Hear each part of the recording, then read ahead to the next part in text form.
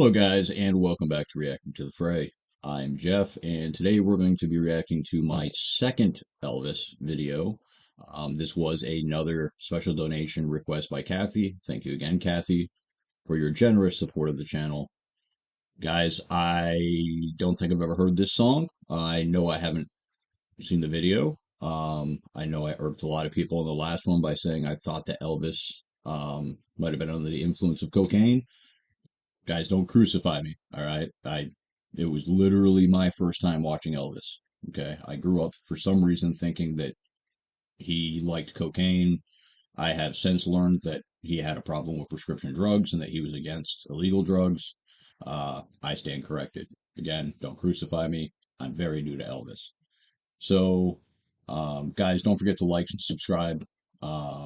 And hit that notification bell so you guys know when new things are uploaded. Also, so you know when I post things in the community tab, such as text posts or when I put out polls, things like that.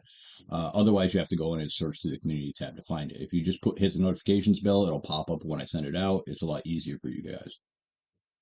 With that said, let's get right into this reaction, guys. This is Elvis Presley in the Ghetto. From what I understand from Kathy, he wanted to make the end of his, I believe she said 78 trip, with this song due to the murders of JFK and MLK, apparently hit him pretty hard. So let's listen to what he has to say. Elvis Presley in the Ghetto.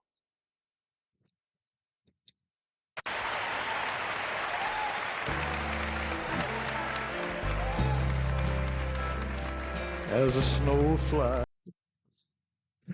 Excuse me. on a cold and gray Chicago morning, a poor little baby child is born in the ghetto, and his mama cries. But if there's one thing that she don't need, it's another hungry mouth to feed in the ghetto. Wow. Dude, I just got goosebumps. Just the opening of the song, just thinking about where this is headed, and the thought that was put into this song. Yeah, it just gave me goosebumps. Now, people, don't you understand? The child needs a helping hand. You're gonna be an angry young man someday. And take a look at you and me. Are we too blind to see? Or do we simply turn our heads and look the other way? Well, the world turns, and a hungry little boy with the runny nose plays in the street as a cold wind blows in the ghetto. And his hunger burns. So he starts to roam the streets at night, and he learns how to steal, and he learns how to fight in the ghetto. Then one night in desperation, the young man breaks away. He buys a gun, he steals a car, he tries to run, but he don't get far, and his mama cries. As a crowd gathers round, an angry young man face down in the street with a gun in his hand in the ghetto. So let's think about that. So I know that we have a lot of issues currently going on in our country. I know that one of the big issues is police brutality and racism and law enforcement. Oh, geez, excuse me, guys. I'm sorry. And racism and law enforcement. This just goes to show that it's always been there. I'm not going to sit here and say it's right, okay? But there are bad apples in every bunch, okay? So we can't condemn all of law enforcement because some cops are assholes. But it goes to show that, I mean, stuff like this was happening, back in 78, back in the 70s. Now, I don't believe that just because you were born in the ghetto or that you were born to a poor family, that you can't rise above that you can't get out of that and do better with your life. There's so many people that have done that that for people to sit there and say it's impossible is just, well, it's ignorant, is what it is. But I do also believe that the government planted minorities in the ghettos on purpose. I do believe that systemic racism um, did exist. I mean, it was definitely part of governmental programming to control people of minority, which obviously I don't agree with. And unfortunately, there are still a lot of minorities that are stuck in these ghettos. But I don't believe that we are still in a point in our society where they can't break free from that. You know what I mean? Sorry, I'm trying to come across and not sound ignorant, um, but also get my point out there that, just because you were born into one thing doesn't mean you can't rise above.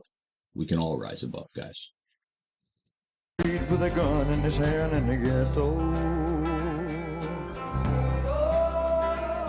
And as the young man dies,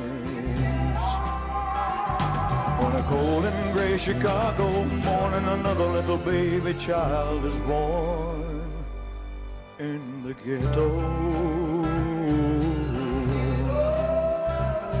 And his mama cries.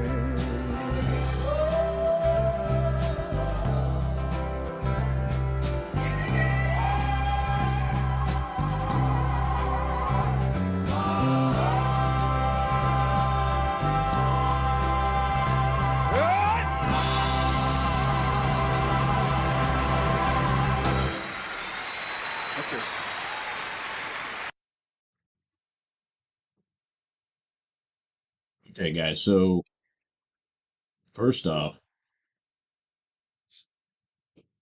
what a well-written song. All I've got to say. These are the shoes I got on 10. Start out with anyway is what a written song. Um, it gets its point across, and it gets its point across very shortly, very sweetly, and succinctly. There's not a whole lot to think about there, other than the fact that even the mother knew that the chances of the child surviving into adulthood was slim, because of the situations surrounding where the child was born and where the child will be raised. The mother knows that the chances of survival are not as high as they should be. And if I'm being honest, that's really sad. That's really, really, really sad. And I can't sit here and say that I know what it's like to be in the shoes of somebody who's from the ghetto, because I'm not. I grew up I grew up in the middle of the woods. Grandparents owned a dairy farm. Um, I don't know what it's like to grow up in the ghetto. I don't know what it's like to grow up in the inner city. I don't know what it's like to grow up in a city, period. But I do understand the concept of, you know, having to raise a child in a place where there is so much violence and so little opportunity. Uh, so when I say that you can climb out, yeah, you can climb out, but it's not going to be easy. The opportunity is much, much less in places like the ghettos than it is in, say, you know, Beverly Hills, you know. So without getting too far into it, without putting too much of my own personal opinion spin onto the story of it, because it got crucified the last time. Um, I enjoyed the story. I enjoyed the song. I enjoyed the songwriting, and I really, really, really like Elvis's voice. Now I know growing up, I'm sure I heard Elvis playing on the records, whatever. Never really paid too much attention to who might have been the artist that we were listening to at the time. So I'm sure I've heard a decent amount of Elvis's stuff and just not really associated it with him. But his voice is great. I can see why he was a star. Um, his also his stage presence is very, very well put. He has very good control over um, the people on stage with him, as well as very good mind control over the crowd as well. So I'm starting to see why this guy is a legend. Guys, if you want me to go down the Elvis rabbit hole, feel free to leave some requests down in the comments. Guys, the quickest and easiest way to get a comment fulfilled is through the links in the description. There are donation links in the description just for that specific reason. That will bump your request up to the top of the list. Guys, I also want to throw a plug in real quick for my other channel. I do have another channel called The Broken Poet, which is all my own original content. It will be poetry and prose written by me about my own personal life events. Guys, I got to tell you, it's pretty good. I'm pretty good with a pen. So if you get a chance, do me a favor, go over, check that out, support me over there at The Broken Poet. I'll leave a link down in the description for you guys. And with that said, let's just wrap this up, guys. I love you. God bless you. Have a beautiful day and stay safe out there. For those of you guys that are up in the north, like I am, be safe on the roads. It's pretty nasty, pretty slippery, slick out there. All right. I love you guys. Have a very good day, and I will see you in the next video.